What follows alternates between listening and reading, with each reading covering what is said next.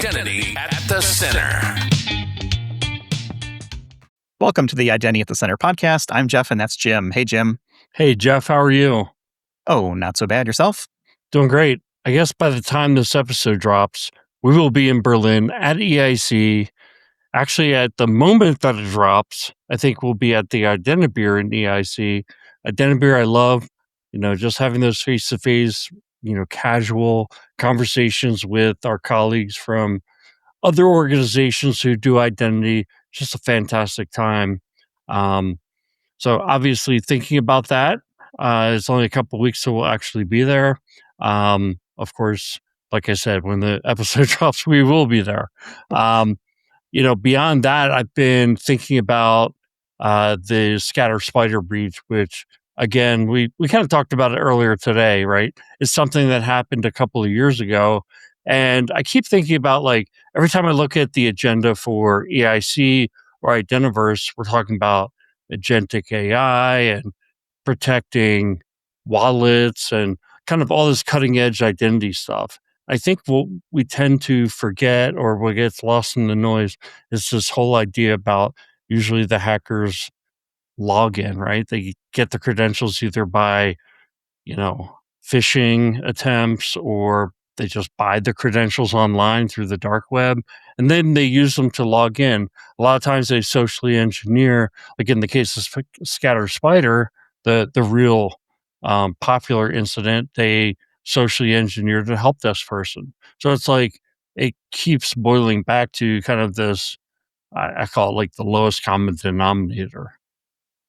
Yeah, I mean, it's still the most common thing that happens is getting social engineered. There's so much going on now with, look, if you're just hearing now for the first time that people are logging in and they're not like hacking their way in, I feel like we're not doing a good job of messaging, because this has been the same message we've been saying for a couple of years. But hey, not everyone is, a listener of the Identity at the Center podcast or goes to all the identity conferences that we go to and have that messaging loud and clear. So the more we can amplify that, the better. Better identity security is better security, period. Like, you just can't secure your organization without good identity security. And it starts with your humans, even though I know agentic and AI and all this other stuff is, coming hot and furious, through the tunnels, but it still starts with humans, and anything we can do to make the human part of the equation secure, helps us all. Yeah, you've probably heard it a million times, is like the organizations that have been breached, and then the ones that think they haven't been breached, but they have, or however you want to phrase that. But essentially, it's the idea that someone has the credentials to get into your organization. Will you be able to identify them and lock them out when they come through the door? I think that is where you start to look at the technology solutions. And then these other things that we're talking about, like agentic AI and wallets, I mean, it's real today. It's the future, and it's not to be ignored. But there is kind of the tried and true good hygiene around your accounts and making sure that your users don't kind of cough up their credentials in a third party kind of man in the middle attack. Yeah, I mean, ignoring it, putting your head in the sand, that's a strategy. Can't say it's a good one, but it certainly is a strategy.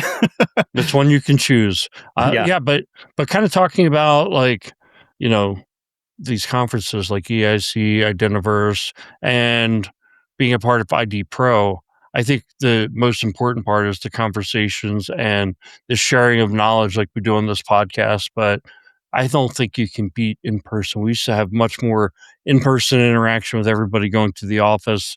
That happens a lot less these days, but also with the conferences, kind of being able to meet people from different organizations who are solving similar problems, I think it's great. And that's why we've kind of taken a focus and put out the discount codes for the conferences. And now we have a new discount code to become a member of IDPro. Yeah, if you go to idpro.org/IDAC, new members get $25 off. So we're very excited to keep that going. Hopefully people could take advantage of it. And it's a great organization. You and I have been part of it for several years now at this point. We both kind of do a bunch of different things, but the Slack is worth the price of admission alone, let alone the camaraderie or the commiseration that maybe we're feeling through different, projects. It's a great place to go and get questions answered. Just a great organization overall. So happy that we have their support and happy to provide them our support as well. So that's very helpful. And we'll have that link in our website, idacpodcast.com, so people can check that out and kind of go right to it. It's a form you fill out, and then somebody from IDPro will get back to you with sort of the details on how to get through the next steps. So that's cool. We had I guess technically we still have a discount code for EIC. If you're hearing this on the Monday before it starts, it might be a little bit too late. But hey, maybe if you're a last minute joiner, you can go to our website and get that code as well. We've got one for Identiverse taking place in a couple weeks. That one's 30% off. I don't think there's a better discount than that. I think it's better than everything else out there. So hopefully people take advantage of that.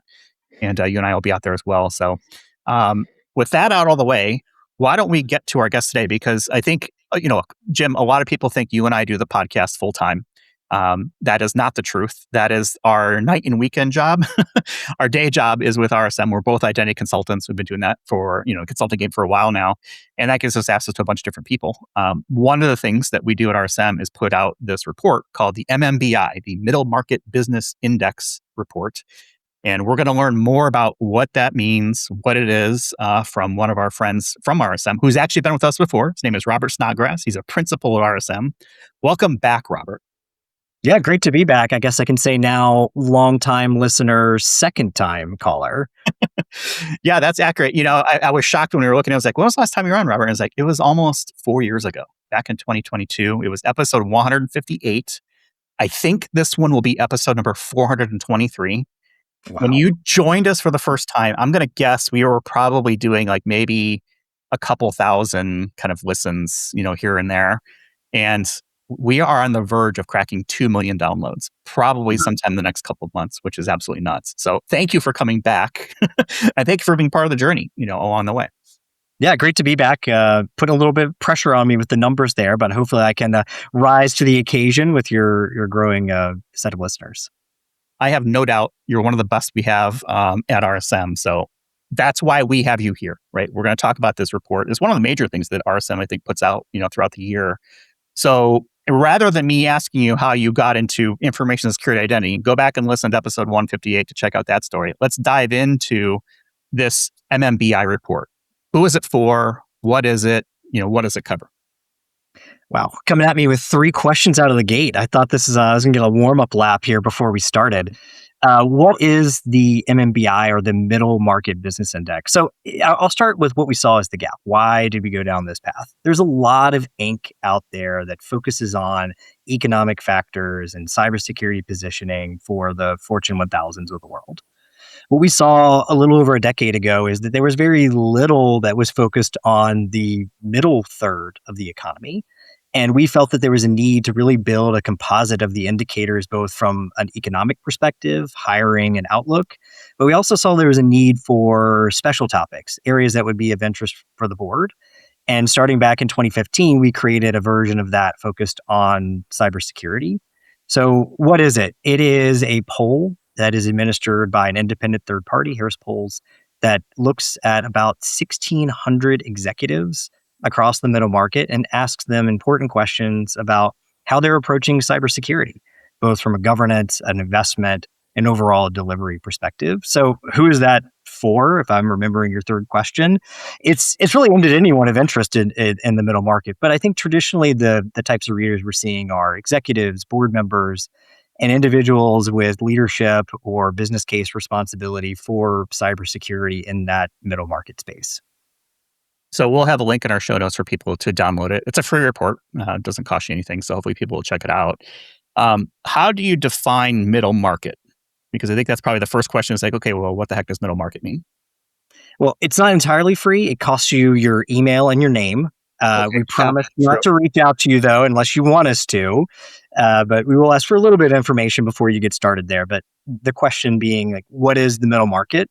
And it's a really good question. And in fact, it's a question we revisited this year, because what we saw is that when we started this process around what is the middle market, we used a definition from actually 2011 that looked at organizations that were between 10 million and 1 billion in size. And what we felt is that that wasn't really representative of the now approximately $46 trillion US economy. And so what we wanted to approach it is really to look at it and say, can we roughly break up the US businesses into three major tranches, with our focus being that sort of middle tranche. And what we found looking at the businesses is that that range has really increased. And it's really looking at organizations that fall between the roughly $30 million annual revenue size and 10 billion revenue size.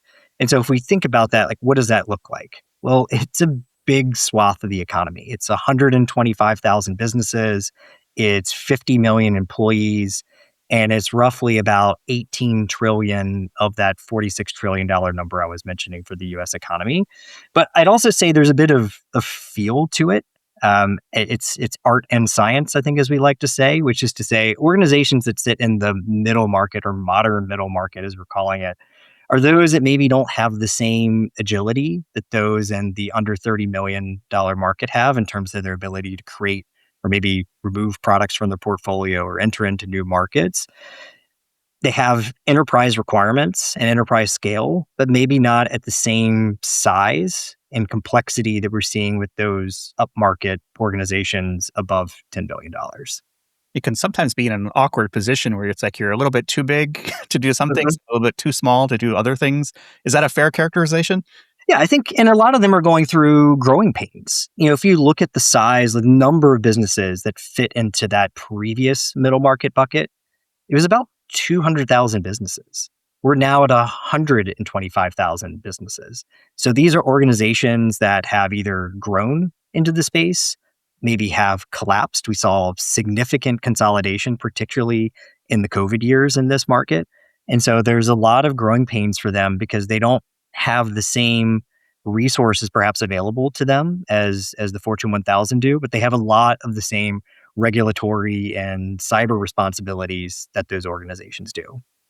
And they're kind of in that pivotal area of their growth where the decisions they're making now really impact whether or not they become a larger company and to what degree they have to go back and redo some things. Maybe Exactly. they didn't do things correctly. So it is an interesting kind of area to be in. We have a bunch of stats and stuff like that we'll kind of like throw out here, and I want to read just to make sure I get that right. But 96% of middle market executives were confident that their current data safeguards were good, but 18% of them reported a data breach in the past year, and 24% experienced a ransomware attack or demand. So 24% was 125,000 companies. Mm-hmm. That's a lot of ransomware taking place. What do you think? But they're also like, yeah, our data is safeguarded. So clearly there's some disconnect there. Like, what is it that is the explanation for that gap in the confidence versus the actual things that are happening in the real world? Yeah, there was a quote I pulled for this that I really liked. It's from Yogi Berra, so this is going to be a good one. And it said, "In theory, there's no difference between theory and practice. In practice, though, there is." And I think that's really that sums it up right there. Like people look at their cybersecurity program and they think tools, right? I've got MFA, I've got EDR, I've got my vulnerability scanner.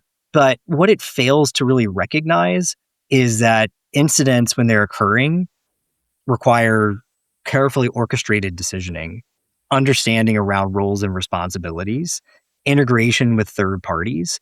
And unless you've really rehearsed and practiced that in a real way, it's not until you're in the moment that you realize that perhaps you are overconfident. I think the other piece to that as well is cybersecurity, as I'm sure you two know and all the listeners know, is very much a beneath the surface issue. I've been doing this for over 20 years and no one has ever walked up to me at the end of the day and said, "Robert, cybersecurity today was incredible. Great job. Got access to everything I needed, nothing I didn't need." It's really only when those things go wrong that people realize that they don't have the right investments in the processes and that defense in depth that's really going to make their program successful. Robert, in prepping for the episode is kind of what got me back to thinking about the scatter spider and that login versus hack in scenario. I feel like that was kind of a major theme within the report. And I'm wondering why why that is, if you have any thoughts behind it, but what are some of the things that you would prioritize or have middle market security leaders prioritize from a digital identity perspective?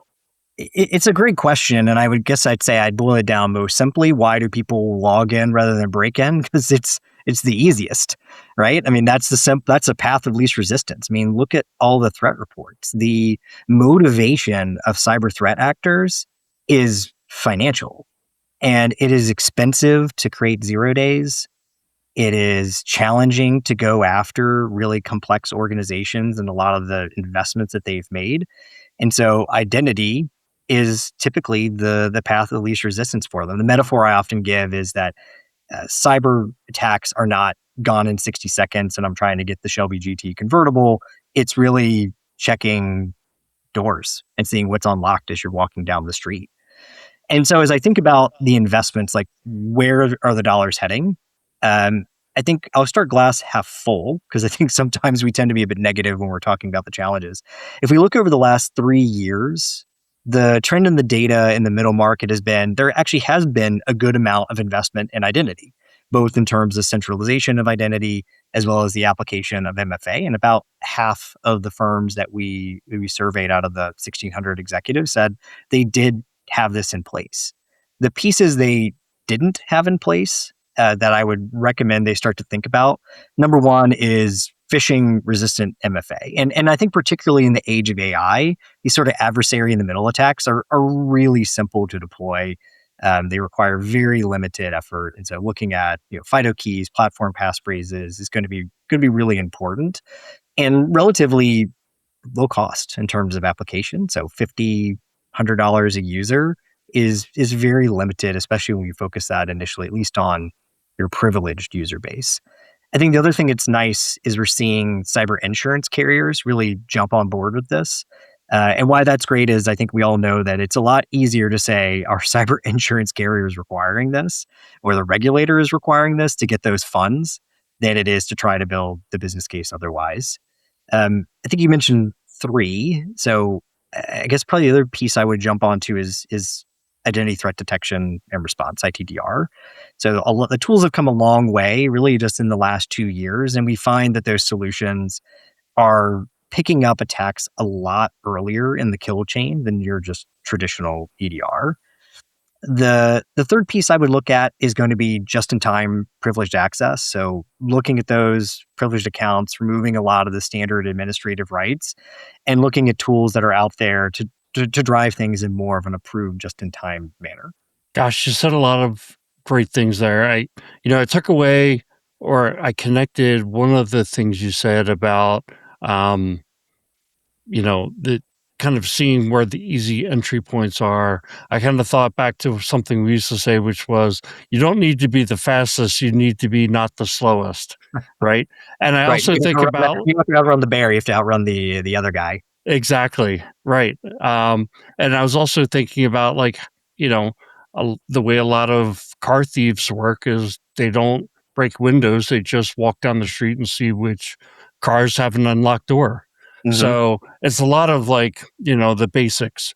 Um, One of the questions I wanted to transition into was I think about the name of our podcast, Identity at the Center. We talk to a lot of practitioners from larger organizations, and they always compliment us like, how did you guys think of this name 7 years ago? It's like so perfect for where we are right now. I think they have large IT departments and large information security departments, and identity gets its due. But one of the things I saw in the report is that the leaders who completed the survey, only 23% of them identified digital identity as like the key to securing their landscape, their information landscape. Mm-hmm. And I'm wondering, why is that percentage so low? Because to me, it seems like that should be number one. Yeah, it's such a good question, and I also say I agree with your point. I love the title of the podcast, and I have a really hard time not saying identity at the center as part of some of my responses. Like I'm saying the title of the movie in the middle of the movie. It is very hard to kind of not use that phrasing, but it's right on. And I think it creates a bit of almost a double-edged sword, where with identity being at the center, it's everyone's job and it's nobody's job. It crosses HR, IT, cybersecurity teams, finance, procurement, and I think that fragmentation, creates a governance challenge, particularly in middle market organizations that perhaps only have a handful or maybe even just one professional that's responsible for cybersecurity to really have that executive sponsorship. I mean, I think we're seeing that in the upmarket where they are actually creating named, dedicated identity leaders in order to solve this challenge. And the middle market really doesn't have that luxury. And so governance and ownership is probably most centered around that. I think the other piece is that identity projects are continuous. They don't necessarily have a definitive start and stopping point. It's really easy to go to the board and make an investment and say, I'm going to buy a particular tool or I'm going to remediate a particular area. But identity is ubiquitous with operations, and therefore it's a continuous conversation. And so it becomes really hard, I think, for executives and board members to buy into that sort of continuous operational cycle when they're so conditioned in the cybersecurity space to think about things as definitive projects. Yeah, I just want to you say so many great things I want to cue off of, but I remember being at one of my early identity conferences and saying identity is a program, it's not a project. And I almost Mhm. got like a standing ovation. I was like, people get this. But I think at the same time, it's like executives are like, well, when are we going to be done this project so we can move on to the next Mhm. thing? Um, yeah. So we talked a little bit about smaller organizations and they're running into this challenge. Like whether they know it or not, identity is really a big deal. They need to focus on it. But there are other competing factors. So we were talking about the middle market. I mean, what is kind of the approach that makes sense? Is it to have a partner to help them with operations? Is it they just need to hire more people, do more with less? Like, is AI the answer? What are you seeing? It's a great question. I would say where I find the most success is you mentioned partners, is finding that partner. And the best place to start is to look at what are the major digital or transformation related initiatives that are occurring, because identity is going to be a key enabler to that. So rather than having identity as its own sort of separate work stream, it's identity initially, at least, as an enabler to that transformation. And so it gets a lot of initial buy-in because people can start to see that identity is not this back office siloed security component. It is very much in line with what the business is trying to accomplish as part of their AI or other digital transformation initiatives. That also deals with one of those challenges up front that we're seeing, which is that the first year is typically a really significant investment. And it's not always necessarily easy to quantify the value you're getting out of year one. It's really not until probably year two or three that you're really seeing those returns. And so by working with the business leader that owns one of these transformation areas, you become more of the sub bullet underneath of that success, an enabler to that success, than needing to necessarily stand on your own. And then once you get that cycle under your belt, that's where you'll have enough of a foundation where you've got your sort of your piping and your patterns. And now it's about building the scale out to the business. And that's a lot easier, I think, to sell to an executive audience than that first year or two where you're making very significant investments and it's not always necessarily clear what the business is getting out of those. So that idea of partnership, I think it's probably good to just clarify, right? We're talking like not external partners, although that certainly is part of it, but what you're referring to is internal partners, right? How do you connect 100%. the dots? Identity is kind of like the force. Sometimes you can see it, sometimes you can't. Sometimes you got a lightsaber, sometimes you don't. But it's always there, whether Mhm. whether or not whether or not you're tapping into it. And so, there's an opportunity there for identity people to tap into other parts of the organization to help them, move forward their goals. And help other parts of the business, right? I mean, it is a digital enabler, as we say in the biz. But there's so much that you could be doing to partner with it. HR, help desk, customer type stuff, like all of these things are touching it. And so why not, try to join forces with somebody else who's also trying to probably get something done. Is that fair? Yeah, I think that summarizes it beautifully. And while I'd love the answer to every question to be external partnership, because I'm extremely biased in that regard, this starts with internal partnership. And again, showing people that identity is very much that sort of common thread to the business and not a back office cyber specific function. So one of the things that kind of shows up as a theme throughout, which color me shocked in the year 2026, is, hey, AI has made an impact, both from an offensive standpoint, but also from a defensive standpoint. And I think we're in that era now of offensive AI versus defensive AI, and the humans kind of in the middle, trying to figure out what's left over past that. Where is it that you see, AI most likely to really kind of impact where things are going right and wrong? Maybe it's governance, maybe it's shadow AI, maybe it's data leaks. We have all kinds of names for it. I'll call it just non-human identities as sort of like a general catch-all. Some people might call it workload identities. In the same context, we're talking about the same thing. It's not a human identity that's doing the thing. It's something else. Like, where is it that you see things going wrong the most? Yeah, I guess we have to start with maybe the state of the union as it relates to AI. And I again wanted to sound really smart here, so I pulled a quote from a great scientist, Dr. Ian Malcolm of Jurassic Park fame, and he said, "Scientists were so preoccupied with whether they could, they didn't stop to think if they should." By the way, I dreamed my entire childhood of being a chaotician or chaos theory specialist. Until I realized that wasn't really a thing, but it always stuck with me. I was always very impressed with Ian Malcolm, but I think that really summarizes the state of where AI is today. Organizations are out there looking for value and taking on cases that maybe necessarily hadn't really thought through what the risk implications are. And so where do I see the risk coming up? Well, the risks most immediately coming up are through shadow AI. Why? Because there's really very limited governance around looking at employees and the type of data that you're putting into solutions. People can go out generally and download their own version of Claude, take company information and put it in there to create a PowerPoint without necessarily thinking about the data loss associated with that.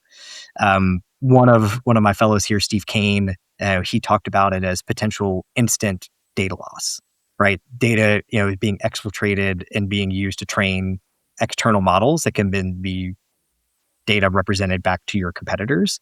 But I think the more challenging issue, frankly, is less that, and it's the non-human identity piece, because that's the piece I think is going to be extremely hard to unravel architecturally in the future.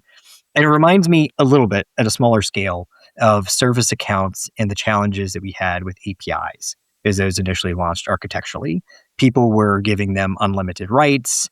There was very limited controls around creating these accounts, and we saw this huge permeation of service accounts across the organizations with wide-reaching access. This is the same, but multiplied tenfold, because it's a lot easier. It's a lot more challenging, I should say, to unwind those from human identities. And so because of that, I think that we are at least asking the question as organizations are creating non-human identities to say, can we assign at least a human owner to every non-human identity account? And so that does two things. One is it creates a bit of accountability for someone to raise their hand and say, well, wait a second, do we really need another non-human identity account? And then secondly, it raises the governance question of what exactly is that person supposed to be doing? And I think the question that I always try to raise with organizations as they're thinking about non-human identities is, take the same thought process you're applying for a person and apply that to a non-human identity.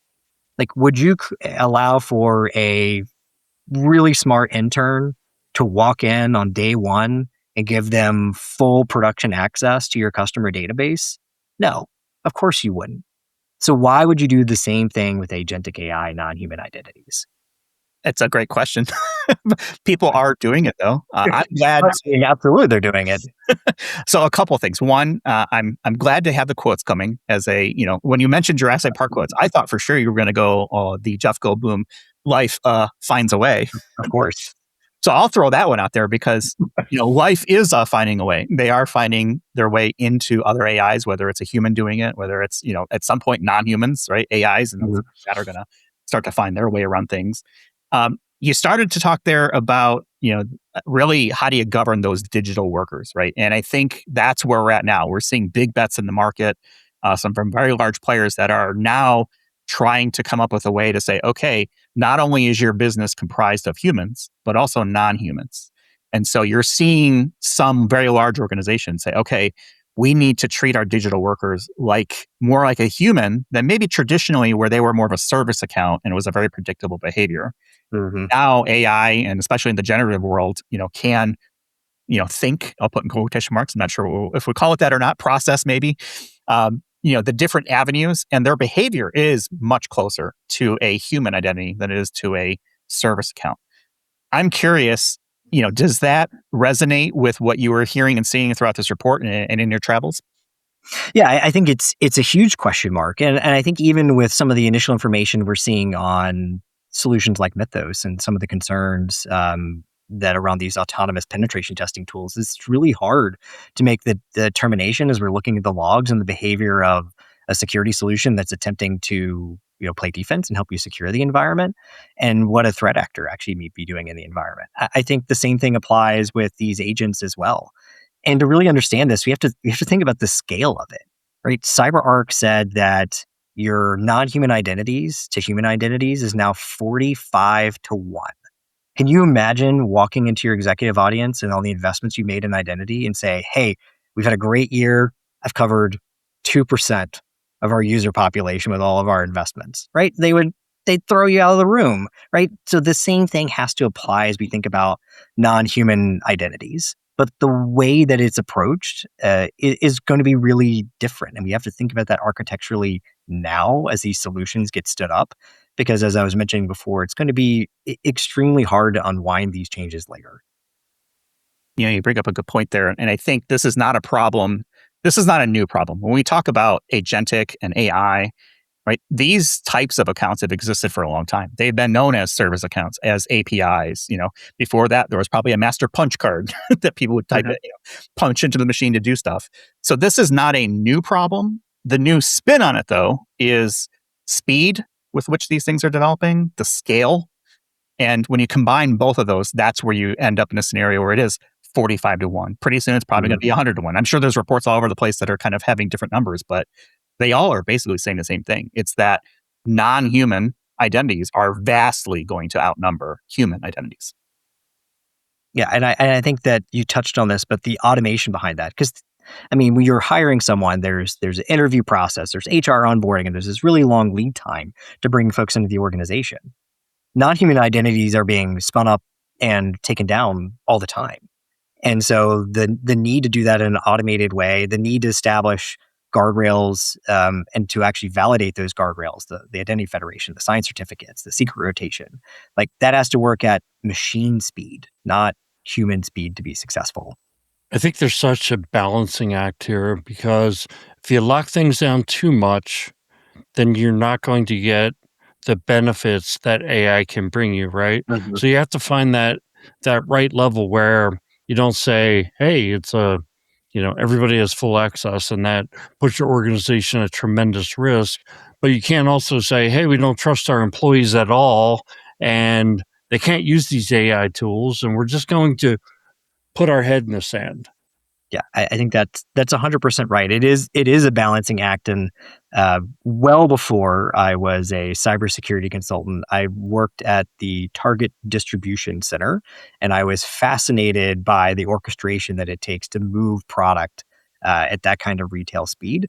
And one of the things that I often think about as I think about like secure SDLCs and other cycles is they used to have these scanners. So boxes would go down the line and scanners would constantly look at them. And what they were looking for was abnormalities. They had set the guardrails, and then the scanners would identify boxes that maybe were the wrong size or wrong shape or appeared to be damaged, and they would kick those out to the side for evaluation. And I think that's really the expectation that we're talking about here. It's not going back to the Department of No, right? It's about setting the guardrails and empowering people with the expectations to understand what is approved and shouldn't require further discussion, and what are those areas that do require further discussion. And so much like brakes in a F1 car, they're not there necessarily to impede your progress. They're there to actually help you go faster, but to do so in a safe way. One of the things that maybe it's just a base assumption is that companies are spending more and more on cybersecurity. Though I do remember being at a conference and hearing that there's like a cybersecurity poverty line. So there's certain Mhm. organizations who spend less than the poverty line. They're those slow ones that the bears are going to go after. Um, but I think that assumption that I hold of companies are spending more and more every year was something that I found was challenged in the report, that a lot of the middle market companies are, a lot fewer of them are seeing increases to their budgets. And Mhm. I guess number one, I'd ask, do you have any insights in terms of why, or what are your thoughts in terms of why? And then what should those companies do if you're a cybersecurity leader and you have to just live with the budget that you're given? What are some of the tricks that you would recommend to them?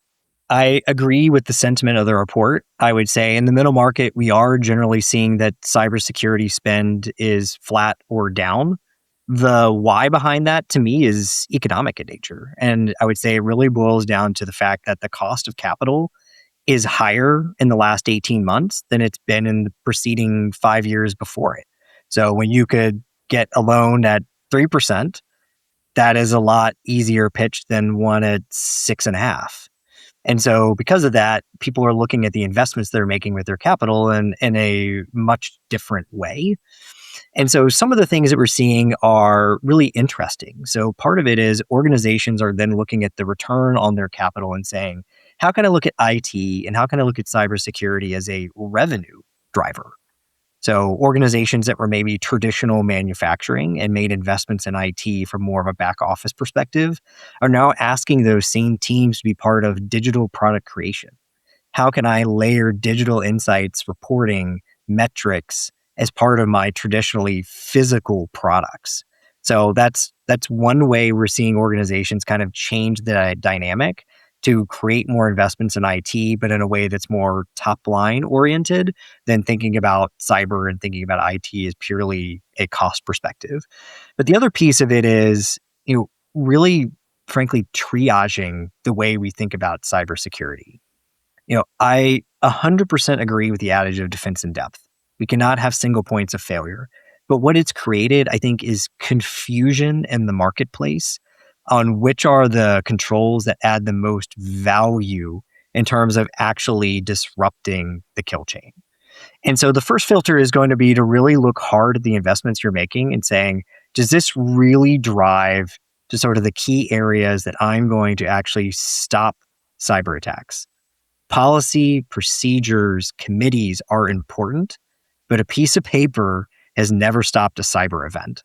So, looking hard at things like EDR, phishing resistant MFA, patching processes, these are the areas when we're thinking about what are the actual attacks that are occurring.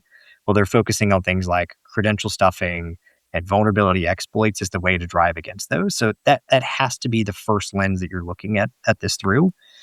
I think another way that we're seeing organizations look at this through is understanding where there's external pressures. They're going to drive some of that discipline. I mentioned cyber insurance providers before, but they certainly drive, I think, a lot of the conversation because there's a definitive cost implication of not being able to address the full underwriting form. And so understanding what the return on those dollars is important. And then secondly, I think it's understanding, what's happening in the geographic markets that you're in. It is no surprise, I think, to anyone, the EU continues to add significant regulation in the cybersecurity, AI, data sovereignty space. Think about the EU AI Act that's coming into full force here shortly, Radio Equipment Directive that covers IoT devices, the Cyber Resiliency Act, NIS2 directive. There's a lot of things that are happening here that have direct implications on organizations' ability to enter and sell into those markets, that it's not a matter of it's a nice to have, it's a matter of a business imperative. So bringing those pieces forward and being, maybe a bit more of that sort of triage physician, plus understanding where you're being a top line driver, like those are really coming together, we're seeing, to drive these business cases for continued investment. I love it when Robert gets passionate because he starts pushing the table. He's clearly on a soapbox. He's like, stand back, hold this. I have something to say, which is awesome. I want to ask you a side question. It really wasn't kind of one of the things that we were originally going to talk about, but we started talking about budget. And one of the questions that, people always ask consultants, and I get this a lot too, is how much should I be spending on X, right? What percentage of my revenue or budget or whatever should be allocated to like IT versus IAM or security at large? I don't want to put you in a spot because I don't want to get the consultant, it depends answer. But I do want to read something from the report and just see if you've got a comment on it. And so I'm going to read this. The share of companies allocating 16 to 20% of their IT budgets to cybersecurity more than tripled from the prior year, rising from 4% to 13%. While those allocating more than 20% doubled from 2% to 4%. So that's telling me that IT budgets are growing. But at the same time, I'm reading again, the percentage of organizations spending less than 2% on cybersecurity fell sharply from 4% to 11%. So budgets are growing, but it doesn't seem like the cybersecurity budget is growing in proportion to the rest of the spend. Yeah, it's the tale of two very different stories. And I think the dimension that's missing there is the size of those organizations. And so what we're seeing is those that have a mission that's been a bit more traditionally aligned with cyber regulations, those that have more significant digital products, and those that are on the upper end of that 30 million to 10 billion, which is a wide range, right? We're seeing them spend more. Why? To my point from earlier, it has to do with the fact that they see IT and cybersecurity as a revenue generator. It is a top line driver, not a cost center. On the flip side, organizations that are the opposite of that, right? Less digital dependency, less traditionally regulated, lower end of that sort of 30 million to $10 billion range, they're taking a really hard look at their spend. And cyber is an easy cut because it has no, at least initial, impact as they think about their P&L. It certainly has beneath the surface tech debt assigned to it, but that is hard to quantify and typically not on the board agenda. I feel like there was a piece of good news in this report, which was around the adoption of like formal risk management frameworks. And I'm assuming that's something that organizations are using to assess the progress they're making in terms of wiping away or reducing risk as a result of cybersecurity. So NIST, for example, doing a NIST CSF assessment, cybersecurity framework. What do you attribute that to? Mm-hmm. I think there's a variety of reasons for that. I think as we think about governance being a key driver, the boardroom is trying to get more engaged around cybersecurity, both required through regulations like the SEC cyber disclosure rule, as well as I think we're seeing younger board members with more of an IT data cyber background beginning to enter into these middle market organizations. They're asking good questions around cyber. And where frameworks are extremely helpful is they provide a scaffolding, a common vocabulary to really talk about cyber risks. NIST is probably the most common. Why? Because I think it's really easy to talk about the 6 functions that govern, identify, protect, detect, respond, recover. Like people can very easily understand and gravitate to what those mean. I think the challenge with frameworks is that people see them as a destination and not a way to drive the conversation. Going back to my point from before with, identity being more of an operation than a program, cybersecurity is an operation and not a program.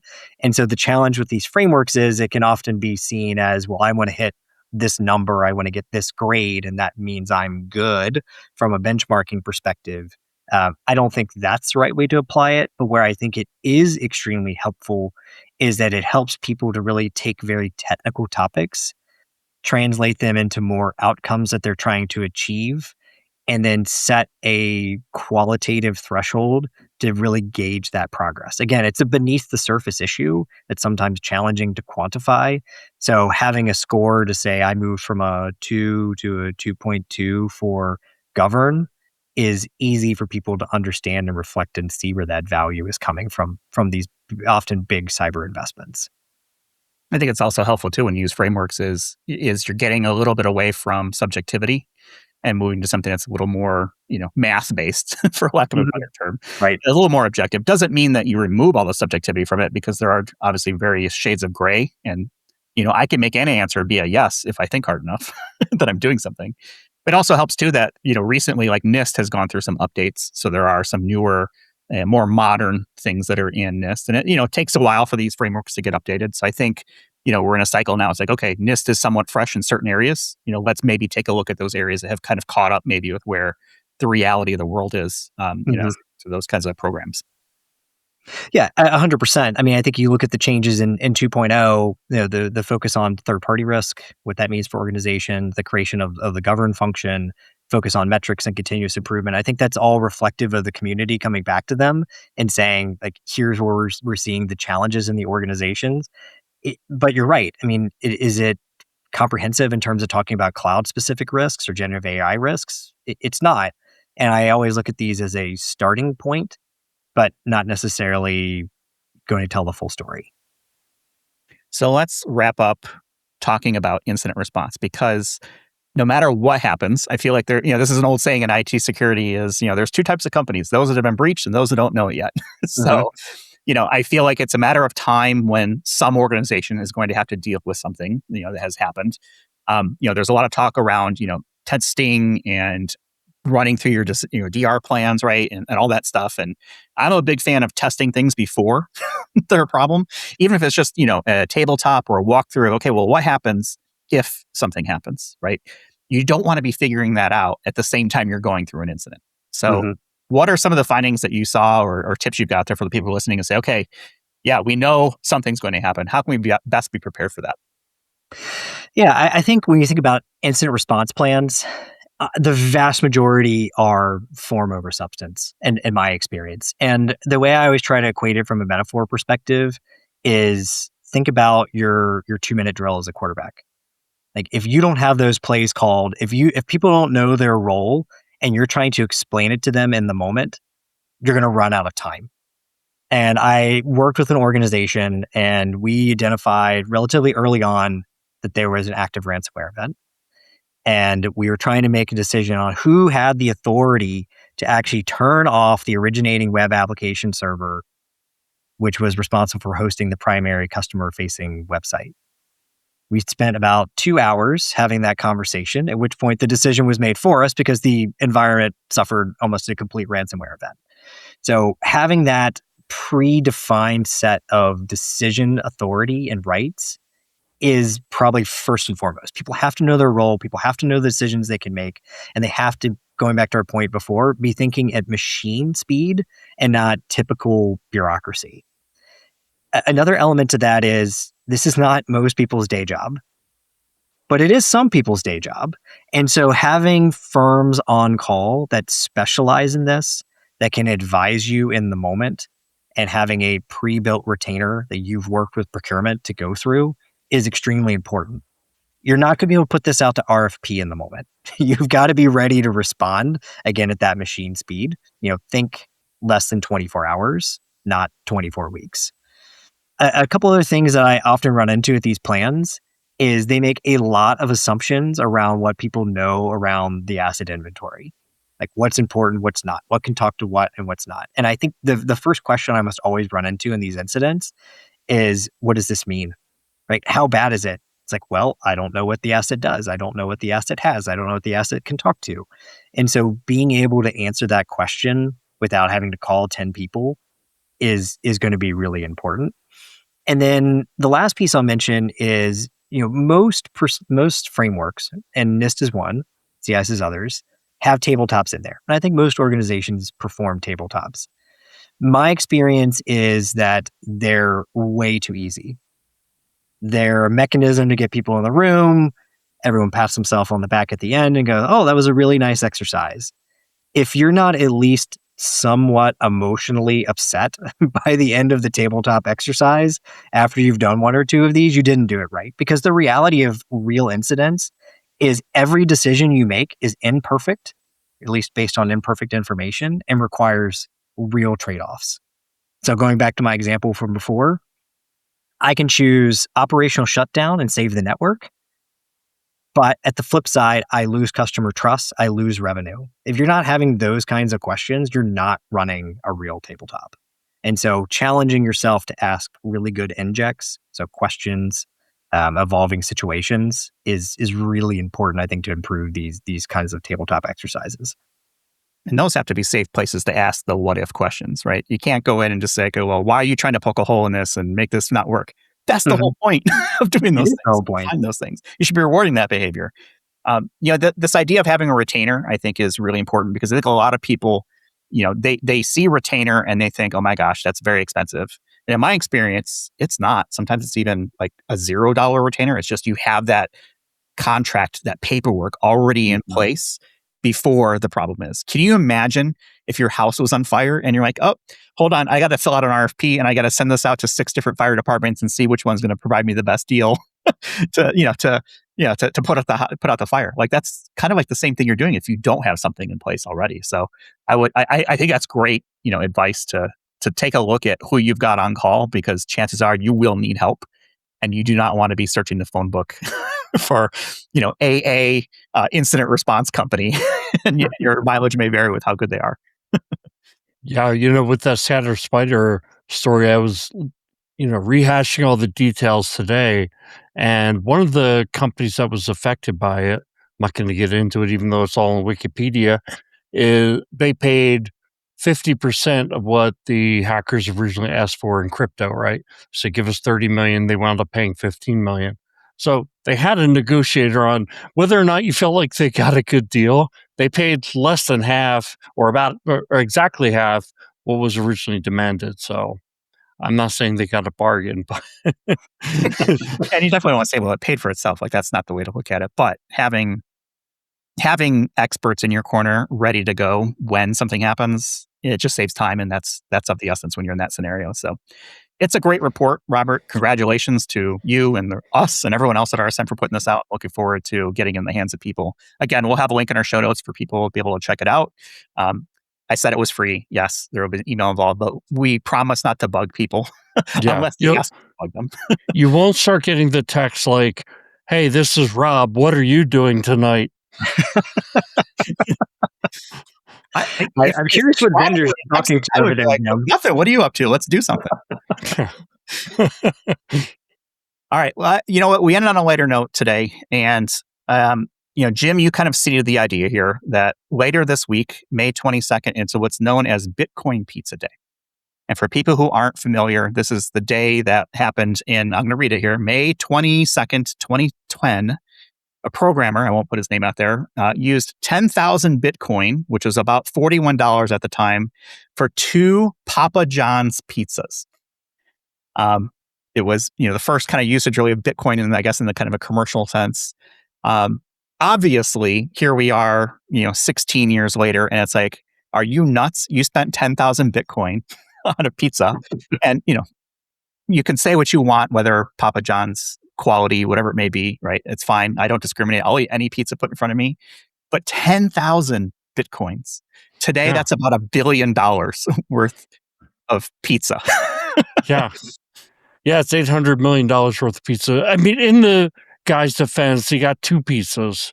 Oh, so it's okay. only That makes it better. $400 million per pizza. It's a value. Total value. You should have probably had like an IR, pizza negotiator and only paid half that. Yeah, exactly. It explains the mystery of why I see a Papa John's everywhere, despite the aforementioned quality issues. Now, if we could just solve the mattress firm mystery, we'd really be making progress. I think we should all be happy that this person kind of was a sacrificial lamb and kind of the butt of many jokes now that he made this first transaction on the Bitcoin blockchain. I mean, Bitcoin is kind of the OG of crypto, and you can't escape crypto nowadays. And I'm a big Bitcoin fan. I'm not, an investment advisor or anything like that. But I mean, essentially, crypto is digital money. And as you see, everything in society is moving to digital. Like the internet, at one point, there were a lot of people who thought, I don't need the internet. I'm not going to shop on the internet. Not everybody shops on the internet. I think in the future, transactions are much more tokenized money. And I think that's really it. Like, to me, like, what other case do you need? Other than the last thing I'll say is, when you look at currency from governments, they can continue to print more money. This is why, like, the US government will never default. What they say is the way it will default is by printing more money, right? They'll just inflate the money supply, and they've inflated the money supply every year by, like, on average 7%. So the question then becomes, like, what is real money? And so that's Jeff, you just sent me a message. I'm going to call you out. You said I was getting political. This is not political. This is not political. I don't think it's Depends how you political. talk to, but it's look, Bitcoin is an interesting option. Any sort of cryptocurrency definitely has some ways to go. I think there's concerns around how it's used. I'm not a tinfoil hat person. I think eventually we end up there. I don't know how soon that is, but I also don't want to turn this into a financial advice show, because really, you hit one of the last statements you made was, look, we're using this as a currency. We also used to use gold, beads, rocks, shiny things, whatever it may be. So, is this just the next form of that? Maybe, maybe not. But this is not where I wanted to take a lighter note. I wanted to ask a lighter question around, you've got 10,000 Bitcoin. You're buying a pizza. What is on your pizza for today? A 10,000 Bitcoin pizza. What are the toppings? Jim, I'll start with you because you're clearly very passionate about this. And it seems to me like you've already figured out what you're going to do with your 10,000 Bitcoin pizza. Well, yeah, I mean, look, there's really nothing that you can put on a pizza that's going to make it worth $800 million. So I'm going to say what I would put on a pizza. I would get a Hawaiian pizza, because, Jeff, I know that's going to just absolutely, like, ruin the show for you. You probably won't even publish this episode, and we've got audio and video gold from Robert Snodgrass coming on the show, giving, hundreds of dollars worth of, advice, and you're going to ruin it just because I said Hawaiian pizza is the best. Well, I'm just going to use AI to make you say something, better than Hawaiian pizza. I mean, so for people who aren't watching this, and they probably won't see it, like when Jim said Hawaiian pizza, at the almost the exact same time, Robert and I both shook our heads like, dude, no, come on. Hawaiian pizza, 10,000 Bitcoin. Like, now if you had said Hawaii, actually the islands on top of a pizza, okay, now we're talking. Like, that's where my head is going, is like, okay, well, how do you make a 10,000 Bitcoin pizza? Put 11,000 Bitcoins on top of it. Now you're making some money on that pizza. There you go. I thought this wasn't a financial advice show. It feels like that's the trend we're heading. What's on your pizza, Robert? 10,000 Bitcoins. You got $1 billion. What are you going to put on it? Oh, man. You know what? Just to cancel out Jim's horrible Hawaiian pizza comment, I feel like I have to put real toppings on my pizza, because I feel like you're honestly trolling us with that comment, Jim. And I'm worried about your now 2 million downloads. Like, if your streaming service is going to actually reduce those just based purely on that comment.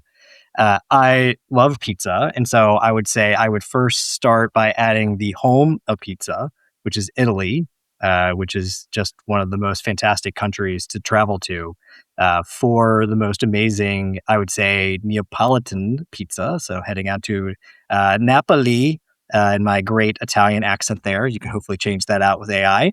And then from a topping perspective, you got to go light red sauce, a little bit of pecorino and mozzarella, maybe some, I'd say, sausage on there. And if you go white sauce, got to go prosciutto.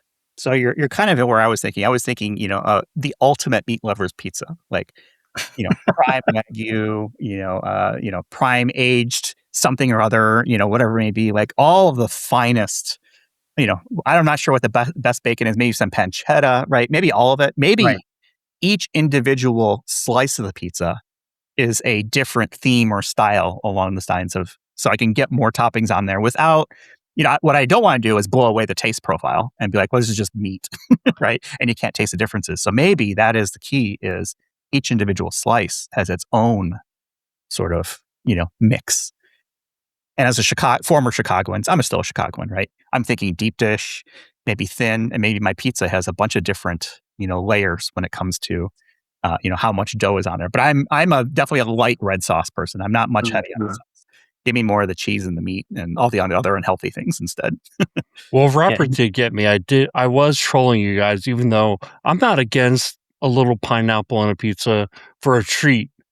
But I will be in Naples in 2 weeks, and I'm going to get the pizza margherita.